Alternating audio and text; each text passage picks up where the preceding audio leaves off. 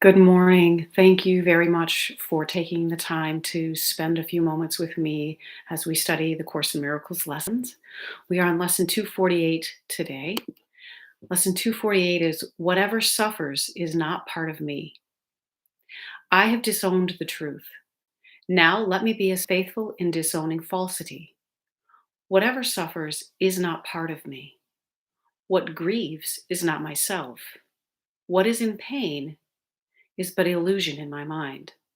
What dies was never living in reality and did not mock the truth about myself. Now I disown self concepts and deceits and lies about the Holy Son of God. Now I'm ready to accept him back as God created him and as he is. Father, my ancient love for you returns and lets me love your Son again as well. Father, I am as you created me. Now is your love remembered and my own. Now do I understand that they are one.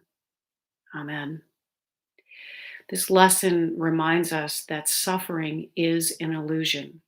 Suffering is that what if scenario that we made up in the collective mind. And it is the separation that is the illusion. It is all of the things in this world that are not of love, that are illusions. They are not a part of you. And that's part of what forgiveness offers us is that letting go of things that are not a part of what we are and a redemption, if you will, a remembering of the truth and the wholeness of ourselves. And interestingly, it's like carrying a huge backpack. And you may feel the burden in one respect, but you can't really feel all of you. And so when we set it down, you feel your own lightness.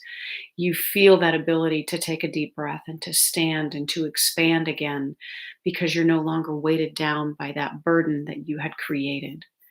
And so we do not need to suffer. Really work on this lesson and pull love in as much as you can. Let's now see what Tina Spalding's channelings tell us. You are blessed beings indeed. I am that one you know as Jesus. This seems to be a very harsh lesson for some of you. You've become used to seeing your sadness as part of you.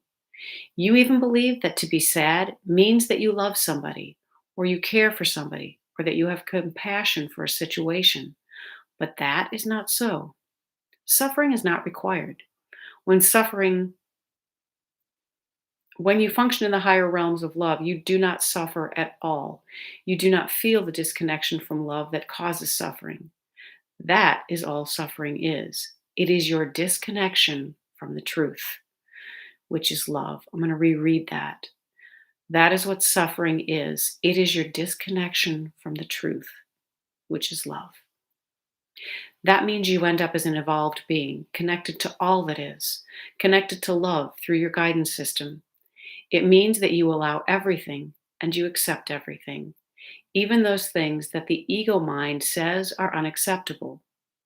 This is a challenge for all of you because if you lose a beloved being in your life, you think that to grieve and suffer and gnash and pull your hair out is part of you.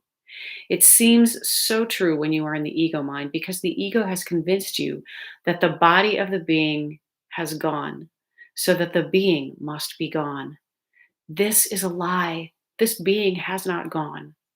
When you believe in bodies, when you worship bodies, and when you grieve over the loss of bodies, then you are, by your actions, demonstrating that you think people or other beings, such as your pets, were their bodies, and they were not.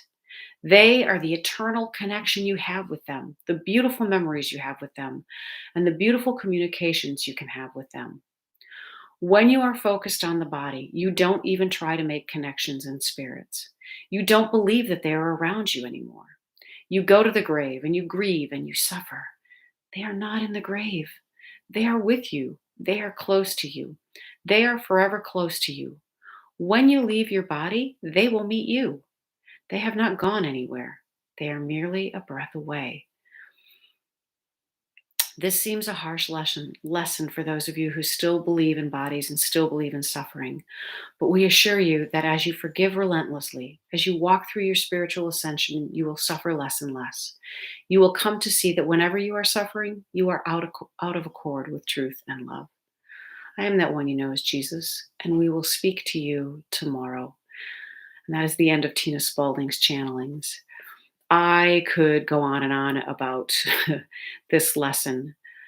We are definitely not our bodies. I've had the beautiful, miraculous experience of working with a friend who has been grieving the loss of a loved one, and she has come to that other side of that bridge where she has a new understanding of her grief, her perceived loss, and she is in a place of peace that she hasn't been in for several years. And while nothing has changed, everything is different. As a hospice nurse, I have worked with people both grieving the loss and the losing of a loved one and those who are dying.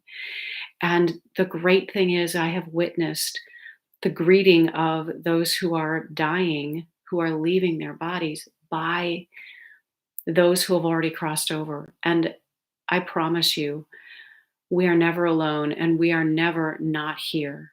Those beings who have left their bodies have simply left the confines of the earthly realm. They have put down that burden, that suffering that we see as a physical body, and they are the light. They can be more fully expanded, expansive, and they can be with you again in a breath, in a thought, in a moment.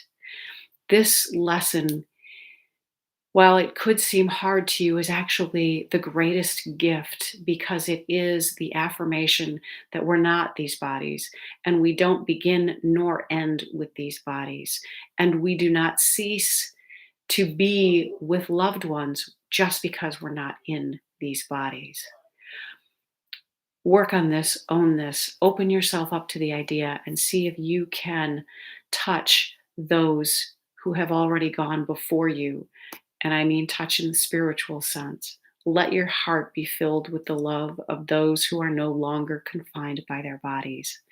Have a spectacular day. I'll talk to you again tomorrow, I hope. Bye bye.